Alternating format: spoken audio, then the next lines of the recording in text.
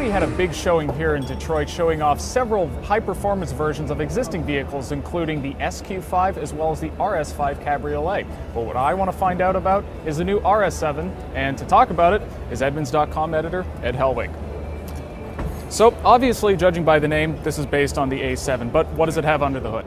So this new RS7 is using Audi's latest twin-turbo 4-liter V8. It's cranked up to 560 horsepower, so that is the highest horsepower version of that engine so far, a little bit more than what's in the S8. And it's hooked to 8-speed Tiptronic automatic and permanent all-wheel drive, so it's a pretty formative drivetrain, and sure enough, it is really fast by Audi's estimates. And it puts it right up there with the M5 and the CLS. Yeah, they're talking 0 to 60, 3.9 seconds, and a limited top speed of 155, but they have 2 optional packages that could push you as high as 189 miles per hour for a top speed. So yeah, they're going pretty serious on this version of the A7, essentially. Now, what about any chassis enhancements, other performance enhancements? Yeah, like most RS cars, it has every aspect of its chassis has been basically tuned up to the highest degree. In this case, you get a basic steel coil suspension with adaptive dampers as standard, and then you can also bump it up to a air suspension that's fully adaptive to all sorts of conditions. So it kind of depends how serious you want to go. You can get carbon brakes. Standard wheels are 20-inch. You can go 21-inch wheels. So it's like any RS car. It's got a whole boatload of options if you really want to get serious. Now, is this the biggest RS model to show up in the U.S.? Because I'm pretty sure we've never had the RS6 that Europe gets. Yeah, so I mean, this is basically, and Audi thinks of the base A7 as one of their emotional cars because of the slope design, the 4-door coupe look. So this is really where they want to focus the RS cars, and this is essentially going to be the biggest RS car they have in the U.S. I asked them about a possibility of an RS8, and they said they don't really see a market for that. So this is really, in terms of a big 4-passenger RS car, this is about as big as it's going to get. Now, do you think it's just a coincidence that the RS7 is showing up at the exact same show as a revised E63 and the new M6 Gran Coupe? It certainly looks like they all kind of suddenly came out at the same time, but I think if you look at the development cycles of all these cars, you'd realize that they probably decided on these all at different times, and the fact that they just happen to come together is a coincidence, and if anything, that's just great for us because all 3 of those cars are really spectacular to look at, and performance-wise, they're all going to be off the charts. So just consider ourselves lucky to have that many cars in that category with that kind of power. Well, thanks, Ed. Now, for more information on the Audi RS7 as well as all the cars here at the Detroit Auto Show, make sure to go to Edmunds.com.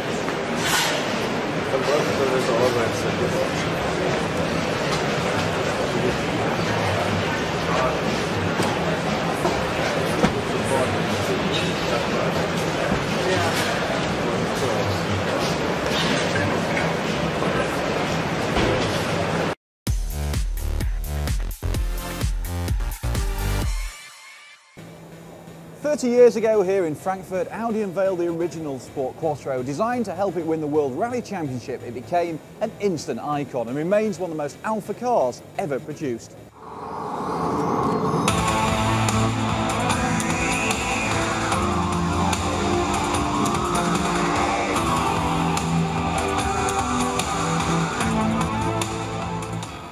"30 years on, the Sport Quattro is back, not as a rally car, but as a showcase of Audi's latest technology, and as a bit of a spoiler for the BMW i8. Like the BM, it's a plug-in hybrid, but in place of the i8's 1.5 litre turbo, this has a 4 litre turbo V8, which, when coupled with the electric motor, offers a combined output of 690 horsepower. Audi reckons the concept's good for 0 to 62 in 3.7 seconds and a top speed of 189 miles an hour, which, if anything, sounds a bit pessimistic.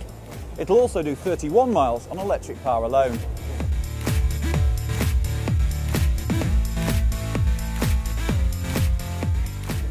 The concept's based loosely on an Audi RS7, but the carbon fibre body is 5.1 inches shorter and, disappointingly, 2.1 inches wider. The square proportions is designed to invoke the spirit of the original, but the detailing is a pointer to the Audis of tomorrow. Even the grille's been tweaked again.